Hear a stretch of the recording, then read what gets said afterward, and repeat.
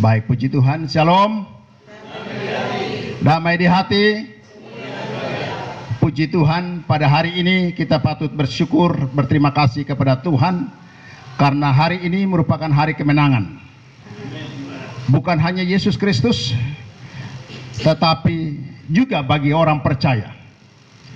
Kita semua adalah orang-orang yang berbahagia, kita semua adalah orang yang patut bersyukur dan berterima kasih kepada Tuhan karena kita adalah orang-orang yang menang bersama-sama dengan Tuhan Yesus. Kebangkitan Tuhan Yesus begitu penting untuk direnungkan, dimaknai dalam kehidupan orang percaya di sepanjang zaman. Karena fakta sejarah menunjukkan kepada gereja Tuhan, kepada kita semua, bahwa salah satu doktrin kekristenan yang paling banyak dan sangat banyak ditentang oleh orang-orang yang tidak mengakui Yesus sebagai Tuhan dan Juru Selamat adalah persoalan kebangkitan. Sejak awal mula, sejak hari kebangkitan Yesus sampai kepada hari ini, doktrin pokok yang paling banyak ditentang adalah tentang kebangkitan Yesus. Tetapi satu hal yang harus kita renungkan, tadi sempat disinggung oleh Bapak Perawar tentang satu hal, yaitu angka 3, bahwa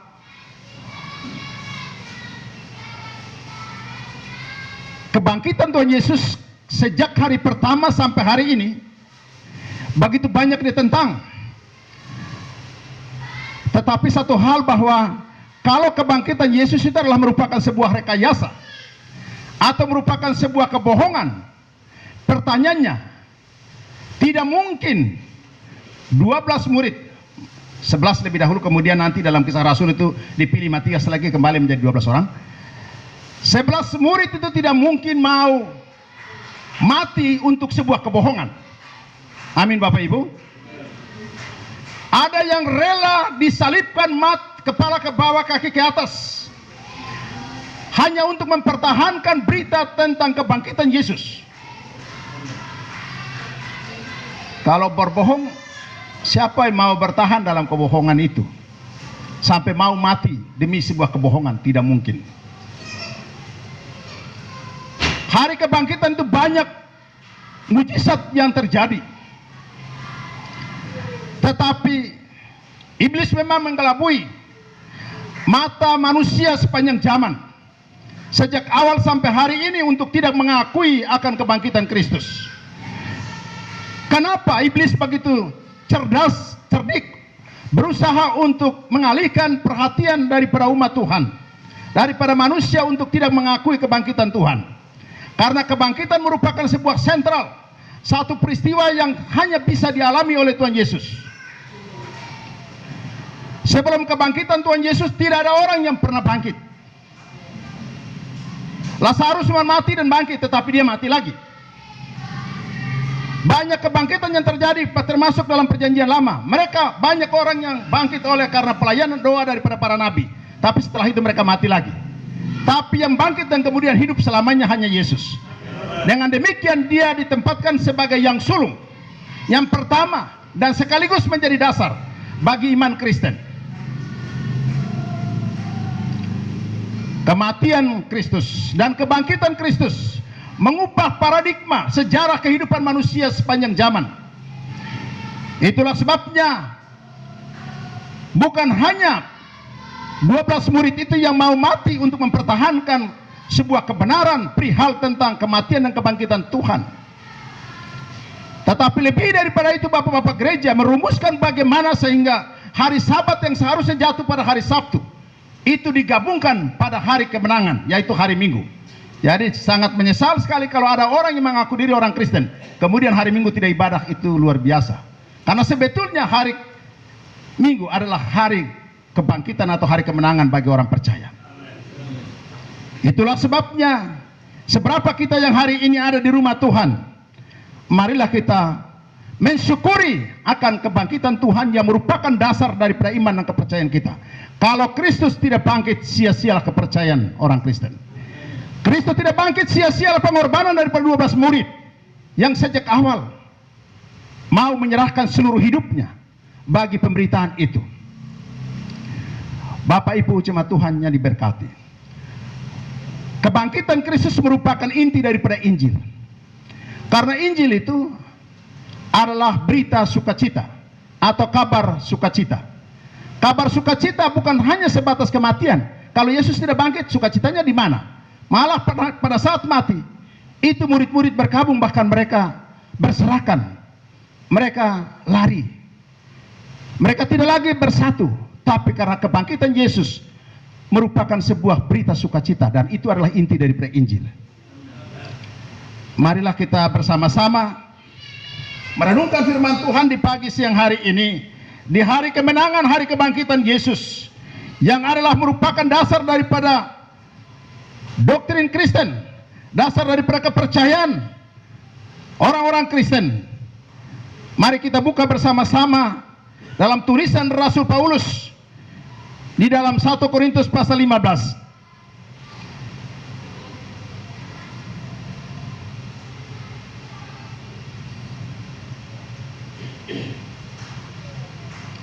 1 Korintus pasal 15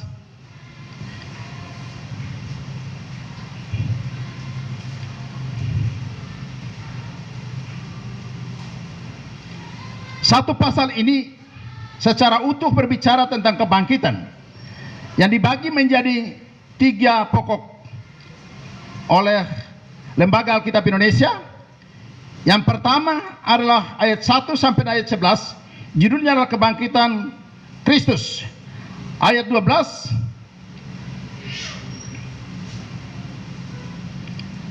sampai dengan ayat yang ke-34 adalah kebangkitan kita.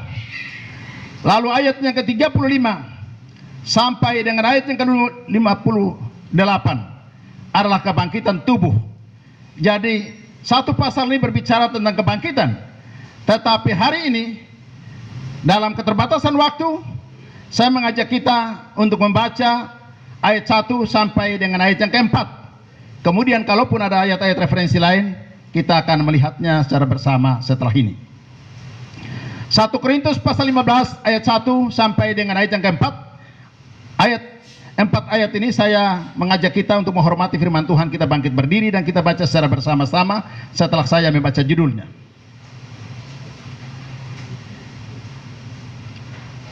Dengan judul kebangkitan Kristus, ayat 1 sampai dengan ayat yang ke-4. 1, 2, 3. Dan sekarang saudara-saudara, aku mau mengingatkan kamu kepada Injil yang aku beritakan kepadamu dan yang kamu terima dan yang di dalamnya kamu teguh berdiri. Oleh Injil itu kamu diselamatkan, asal kamu teguh berpegang seperti yang telah kuberitakan kepadamu. Kecuali kalau kamu telah sia-sia saja menjadi percaya. Sebab yang sangat penting telah kusampaikan kepadamu, yaitu apa yang telah kuterima sendiri, ialah bahwa Kristus telah mati karena dosa-dosa kita sesuai dengan kitab suci, bahwa ia telah dikuburkan dan bahwa ia telah dibangkitkan pada hari yang ketiga sesuai dengan kitab suci. Amin. Dipersilahkan duduk kembali. Demikian jauh pembacaan firman Tuhan yang menjadi perenungan bagi kita di hari kebangkitan Tuhan Yesus Kristus yang kita lakukan melalui ibadah di pagi siang hari ini. Bapak Ibu jemaat Tuhan, dari bacaan ini saya akan memberikan sebuah judul yang sederhana: hiduplah di dalam kuasa kebangkitan Kristus. Hiduplah dalam kuasa kebangkitan Kristus.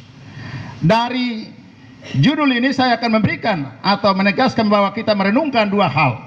Yang pertama adalah tentang fakta kebangkitan Tuhan Yesus. Kemudian yang kedua, bagaimana seharusnya kita mengaplikasikan diri kita, hidup kita sebagai orang-orang yang telah terhisap ke dalam kuasa kebangkitan Kristus. kita melihat bahwa tulisan daripada Rasul Paulus, baik di dalam 1 Korintus, 2 Korintus, ataupun juga di dalam Galatia, banyak ayat-ayat referensi atau banyak penegasan-penegasan daripada Rasul Paulus tentang kebangkitan Tuhan. Karena apa? Ketika dia oleh kekuatan kuasa Allah sendiri menangkap dia dalam perjalanan menganiaya orang Kristen. Kalau kita baca di dalam Kisah Rasul pasal 9, dia berusaha untuk meyakinkan orang-orang pada zaman itu tentang fakta kematian dan kebangkitan Yesus. Tetapi ada orang yang meragukan berita atau pemberitaan daripada Rasul Paulus, karena menurut mereka Paulus bukan seorang rasul. Yang namanya rasul adalah saksi mata daripada apa yang dilakukan oleh Tuhan Yesus, dan itu hanya ada di dalam 12 murid. Sementara Rasul Paulus bukan tergolong atau bukan salah satu daripada 12 murid itu. Oleh karena itu, di dalam tulisan-tulisan dia berusaha untuk meyakinkan, termasuk jemaat yang ada di Korintus. Mereka meragukan kerasulan daripada Rasul Paulus. Mereka meragukan berita keselamatan yang disampaikan oleh Paulus. Sehingga dia berusaha untuk menyatakan itu, walaupun dia bukan saksi mata, tetapi dalam fakta kehidupannya dia telah diubah untuk bukan hanya mengerti, tetapi dia mengalami kuasa kebangkitan Tuhan Yesus, sehingga dia menyerahkan totalitas hidupnya. Bahkan kalau kita baca dalam Filipi, dia katakan bahwa apa yang dahulu merupakan kebanggaan, bagiku sekarang kuanggap sampah. Dan yang paling utama bagiku adalah pengenalan akan Kristus, dan bagiku hidup adalah Kristus. Bapak Ibu, pernyataan-pernyataan seperti ini hanya bisa terungkap oleh orang-orang yang benar-benar mengalami kuasa kebangkitan Tuhan.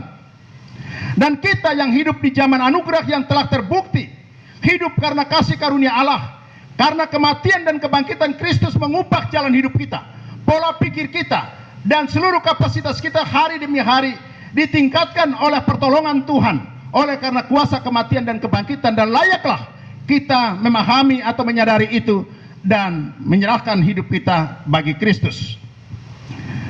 Bapak Ibu jemaat Tuhan yang diberkati, dalam bacaan dikatakan bahwa, dan sekarang saudara-saudara, aku mau mengingatkan kamu kepada Injil yang aku beritakan kepadamu.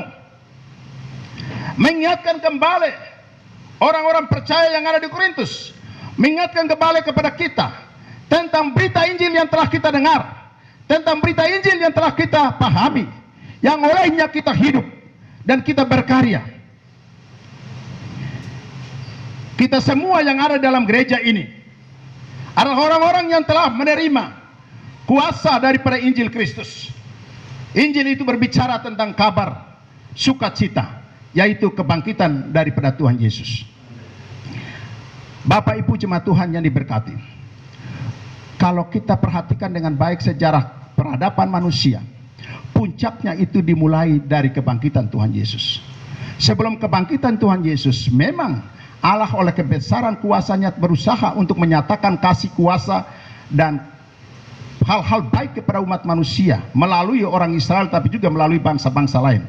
Tetapi manusia tidak pahami, sehingga melalui kematian dan kebangkitan Yesus, mulai sejak itu segala sesuatu diubah, termasuk penanggalan, kalender, hari-hari libur itu ditetapkan berdasarkan terhitung mulai dari hari kelahiran dan juga sampai kepada kematian dan kebangkitan Kristus. Kita lihat rumah sakit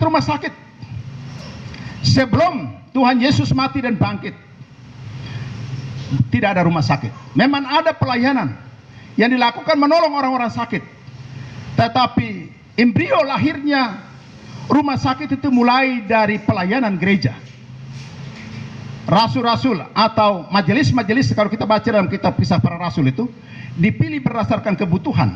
Ada yang bertugas untuk melayani orang sakit, ada yang bertugas untuk melayani orang-orang bodoh, orang-orang buta huruf, ada yang bertugas untuk melayani orang-orang susah, dan seterusnya. Itu dimulai dari pelayanan gereja mula-mula yang diprakarsai oleh 12 murid itu. kemudian berkembang sampai saudara kita yang tidak seiman dengan kita pun hari ini mereka mengadopsi hal-hal positif yang dimulai oleh gereja Tuhan. Saudara kita Katolik itu sampai hari ini mereka berusaha, walaupun banyak hal yang beda dengan kita, tapi ada hal-hal positif yang mereka berusaha terapkan sampai hari ini. Di mana ada gereja Katolik berdiri, khususnya yang sudah definitif atau sudah mapan, pasti ada pantai asuhannya, ada pantai asuhan, pasti ada rumah sakitnya, walaupun tidak harus besar, tapi mereka mulai itu ada. Pasti ada yayasan-yayasan dibentuk. Karena apa? Panggilan gereja itu harus utuh. Diakonia, marturia, dan koinonia, bersekutu, bersaksi, dan melayani. Itu dipahami oleh saudara kita yang Katolik sampai hari ini. Mereka masih pelihara itu. Karena apa? Bapak Ibu, hal-hal pelayanan kemanusiaan itu telah dimulai melalui kematian dan kebangkitan Yesus. Mobil ambulans itu, rumah sakit itu, simbol yang ada salib di mobil ambulans itu diambil dari mana? Itu mulai dari pelayanan kebangkitan Kristus. Simbol PBB, di mana ada kerusuhan, ada terjadi apa-apa, kemudian mereka turun lihat pesawat PBB turun untuk misi kemanusiaan, itu pasti ada salib di atas pesawatnya. Itu mulai dari kapan? Itu semua.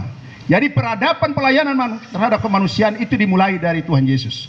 Mati dan bangkitnya Tuhan Yesus merupakan sebuah sentral dari kehidupan manusia. Itulah sebabnya gereja Tuhan sejak awal berusaha untuk bagaimana menyadarkan orang percaya, termasuk kita, agar memahami bahwa kebangkitan Kristus adalah hari kemenangan yang harus kita pahami dan harus kita pelihara, sehingga mereka bisa berani.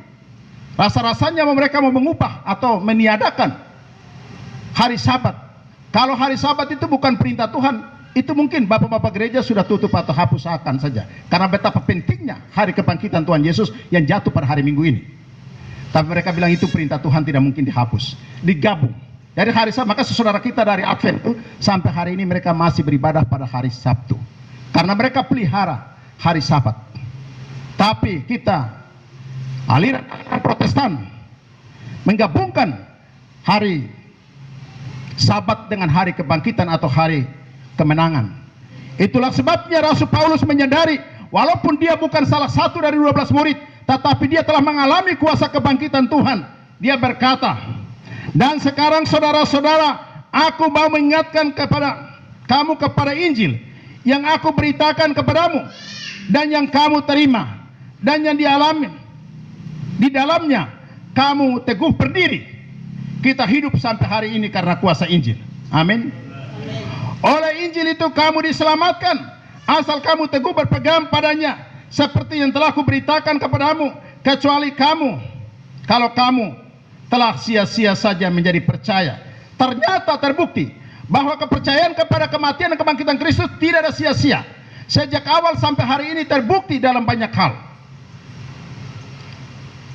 Orang yang mata rohaninya tertutup saja, yang tidak mengakui akan kuasa kebangkitan Tuhan. Kuasa kebangkitan Tuhan itu telah mengubah kehidupan pribadi orang percaya. Kuasa kebangkitan Tuhan Yesus telah mengubah keluarga-keluarga Kristen. Kuasa kebangkitan Kristus telah mengubah komunitas-komunitas orang percaya dalam persekutuan keluarga dan lain-lain. Sampai hari ini mereka mengalami banyak mujizat karena Allah bertanggung jawab untuk menyatakan misi penyelamatan itu. Sampai kepada ayat yang ketiga. Sebab yang sangat penting telah kusampaikan kepadamu. Rasul Paulus berkata bahwa yang sangat penting telah disampaikan kepadamu, yaitu apa yang telah kuterima sendiri, ialah bahwa Kristus telah mati karena dosa-dosa kita. Bapak Ibu, kematian Tuhan Yesus untuk menyelesaikan perkara besar dalam sejarah kehidupan manusia. Pada hari Jumat yang lalu saya katakan bahwa segala sesuatu bisa dilakukan oleh siapapun juga yang mengklaim dirinya memiliki kelebihan tertentu, termasuk para dukun, ahli-ahli jampi, orang-orang pintar, orang-orang kuat yang memiliki kelebihan-kelebihan lain. Engkau boleh punya ini, itu, dan seterusnya untuk mempengaruhi kebijakan, untuk mempengaruhi pikiran, hati, perasaan, dan keputusan-keputusan di dunia ini. Tapi satu hal yang tidak bisa dilakukan dengan kekuatan apapun, yaitu mengampuni dosa. hanya Yesus yang bisa lakukan itu. Iblis tidak bisa mengampuni dosa. Dia bisa membuat orang jatuh ke dalam dosa, tetapi untuk mengampuni dosa iblis tidak bisa. Tetapi Yesus berkuasa mengampuni dosa. Itulah sebabnya kita sangat bersyukur dan berterima kasih kepada Tuhan. Rasul Paulus juga berkata dalam Filipi pasal 3 ayat 1 dan seterusnya, bahwa yang ku kehendaki ialah mengenal Dia dan kuasa kebangkitannya dan persekutuan dalam penderitaannya, di mana menjadi serupa dengan Dia dalam kematiannya. Bapak Ibu jemaat Tuhan yang diberkati, hal pertama yang kita renungkan dari bacaan ini dari 1 Korintus pasal 15 ayat 1 sampai dengan ayat yang keempat ini adalah bahwa dosa tidak lagi berkuasa. Amin Bapak Ibu. Dosa tidak lagi berkuasa atas kehidupan orang percaya. Sekalipun dosa itu terbukti bahwa mempengaruhi banyak hal, ketika dosa itu belum diselesaikan oleh Tuhan Yesus, kita bisa perhatikan kehidupan manusia atau kehidupan para pendosa itu bermasalah di hadapan Tuhan. Hidupnya sendiri dililit dengan berbagai strategi tipu muslihat iblis. Dia tidak pernah bangkit dan merasakan kuasa kebangkitan Tuhan. Tetapi orang yang mengalami pengampunan dari Tuhan Yesus melalui kematian dan kebangkitan Yesus, walaupun secara jasmani banyak kelemahan yang dirasakan, tetapi orang itu tidak pernah jatuh dan tergeletak, karena tangan Tuhan selalu menatangnya.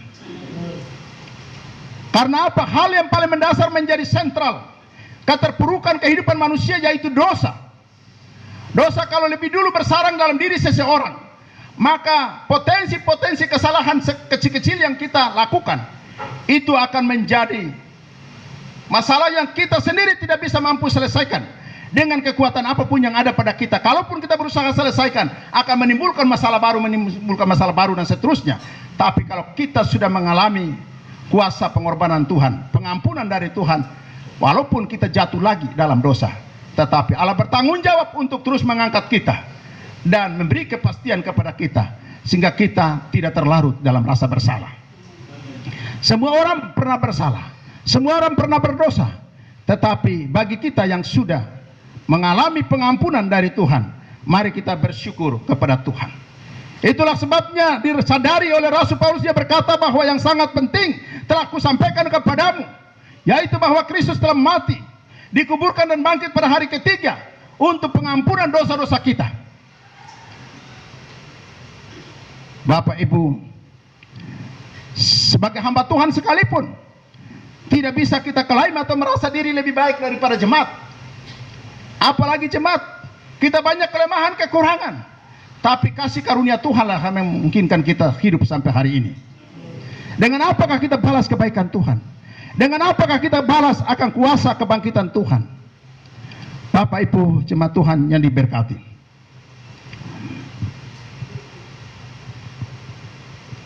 Roma pasal 6 ayat yang ke-9 mengatakan, karena kita tahu bahwa Kristus setelah ia bangkit dari antara orang mati, tidak lagi mati, maut tidak berkuasa lagi atas dia.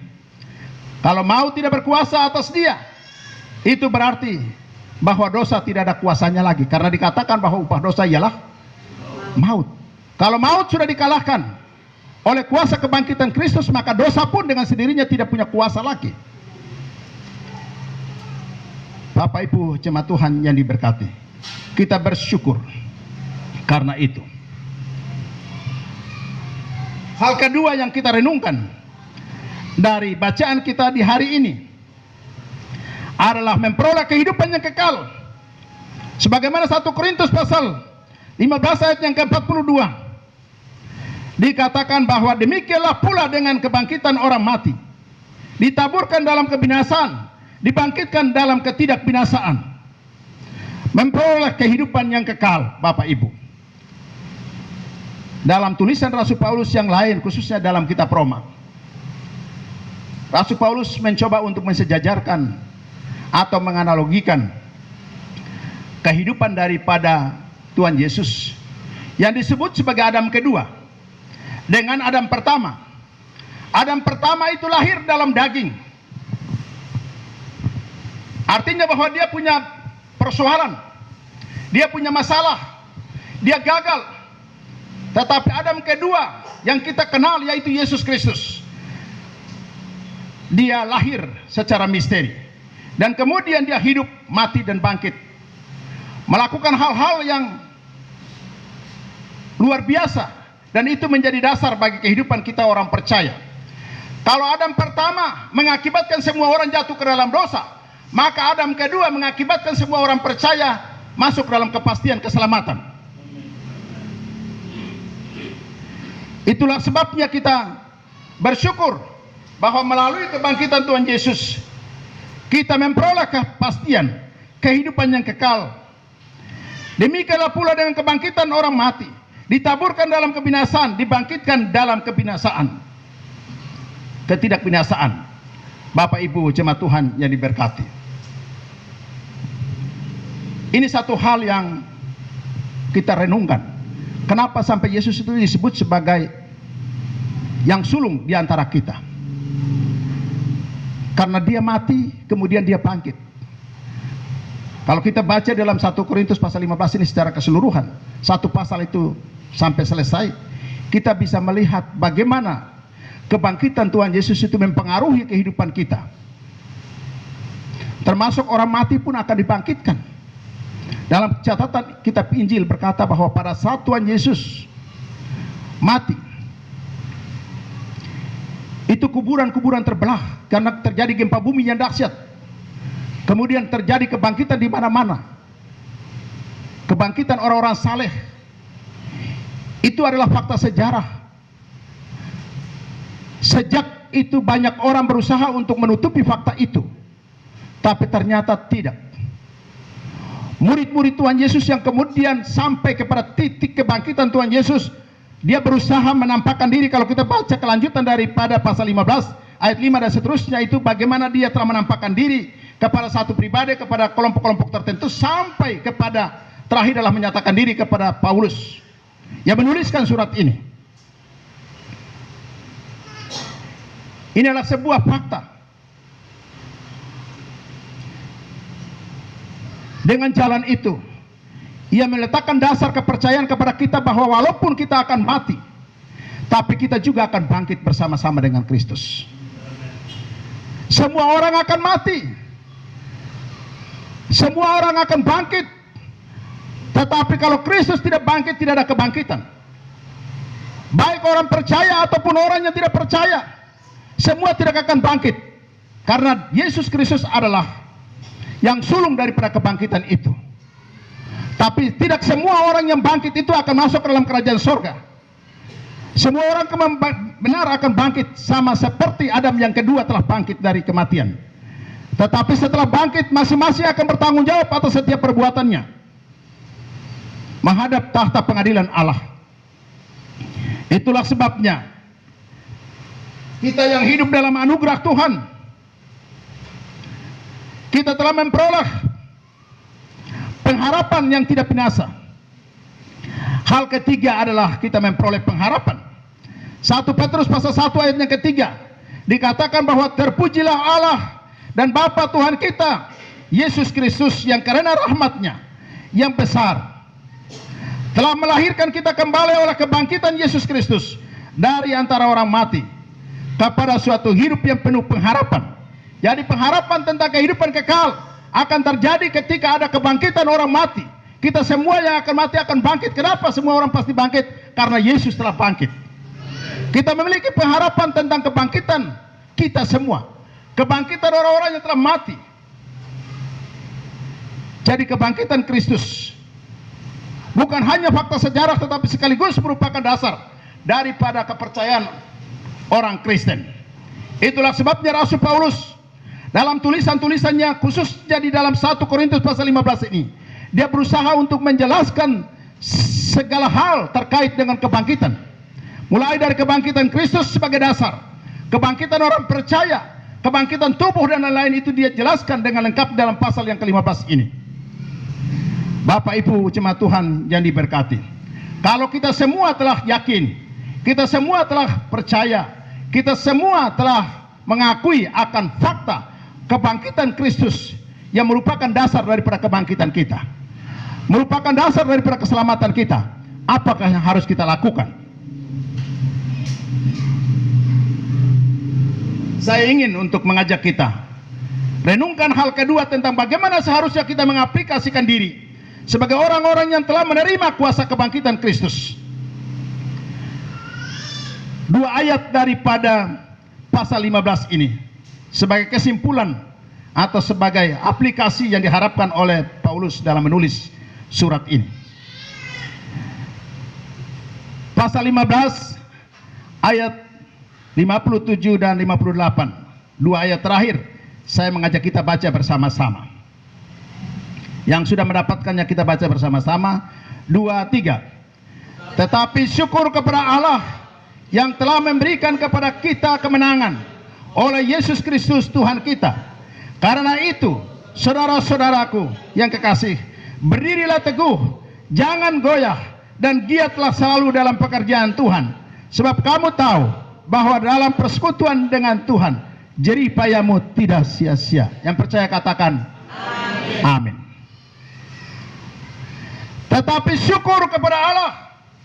Rasul Paulus berkata setelah dia menjelaskan panjang lebar tentang perihal kematian kebangkitan Kristus, perihal kematian dan kebangkitan orang percaya, perihal kematian dan kebangkitan daripada tubuh. Dia berkata bahwa tetapi syukur kepada Allah yang telah memberikan kepada kita kemenangan oleh Yesus Kristus Tuhan kita. Karena itu, karena apa? Karena Yesus telah melakukan segala sesuatunya secara sempurna. Puncaknya adalah kebangkitannya. Telah menjadi dasar daripada kepercayaan orang Kristen. Tidak ada alasan bagi kita untuk ragu. Tidak ada alasan bagi kita untuk kecewa. Tidak ada alasan bagi kita untuk mundur. Karena kita telah mengalami kasih karunia Tuhan. Kematian dan kebangkitan Kristus sudah cukup untuk menjadikan kita pribadi-pribadi yang hidup berkemenangan. Tidak ada lain yang diinginkan. Rasul Paulus berkata bahwa karena itu saudara-saudara yang kukasihi, yang kekasih, berdirilah teguh. Ini berbicara tentang kesiapan kita dalam segala situasi dan keadaan. Berdirilah teguh. Kalau disuruh berdiri teguh, itu ada indikasi lain bahwa ada angin yang sedang bertiup. Ada ancaman yang sedang datang. Berdirilah teguh. Tidak mungkin tidak ada halangan. Kalau tidak ada halangan, tidak ada tantangan, tidak ada persoalan, tidak mungkin dia berkata berdirilah teguh. Amin Bapak Ibu. Amin. Jadi gereja mula-mula khususnya jemaat di Korintus, ada pihak-pihak yang ingin menggoyahkan, mengalihkan kepercayaan daripada orang-orang percaya di Korintus agar mereka tidak percaya pada kebangkitan Kristus. Dan bukan hanya tidak percaya, tapi mereka tidak boleh giat dalam persekutuan dengan Tuhan, dalam pekerjaan Tuhan. Mereka harus melihat pada kelemahan kekurangan gereja mula-mula. Mereka tidak punya fasilitas, mereka tidak punya kekuatan apa-apa.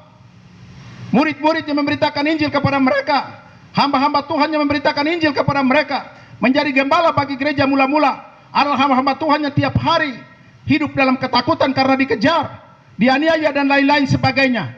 Kemudian dia berkata, karena itu saudara-saudara yang kukasihi, berdirilah teguh. Dengan kekuatan apa kita berdiri teguh? Kita telah mengalami kasih karunia Tuhan. Kita telah menerima Injil Kristus sebagai kekuatan Allah bagi kita.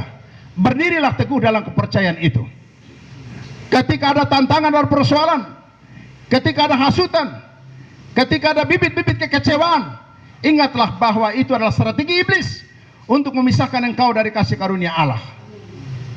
Jangan mau pikiranmu, hatimu, perasaanmu dibodohi oleh kekuatan-kekuatan lain. Ketika engkau bertahan dalam situasi seperti itu, kondisi seperti itu, justru dalam kondisi seperti itulah kualitas dari iman kepercayaanmu teruji dan terbukti di hadapan Tuhan. Kalau sudah teruji dan terbukti di hadapan Tuhan, Tuhan berkata kepada hambaku yang setia dalam perkara-perkara kecil, akan kutambahkan perkara-perkara atau kepercayaan-kepercayaan besar. Amin Bapak Ibu. Berdirilah teguh dalam kondisi dan keadaan kita hari-hari ini yang tidak baik-baik saja. marilah tetap kita berdiri dalam kuasa dan kasih Tuhan. Selanjutnya dikatakan bahwa jangan goyah, dan dia telah selalu dalam pekerjaan Tuhan. Dia telah selalu dalam pekerjaan Tuhan. Bukan berarti harus segala sesuatu sudah oke semua.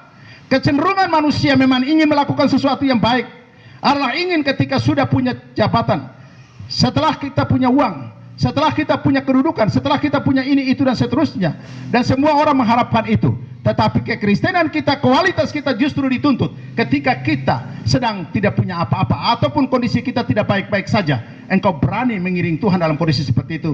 Tuhan berkata, sabarlah hambaku yang setia, hambaku yang baik. Dia telah dalam pekerjaan Tuhan.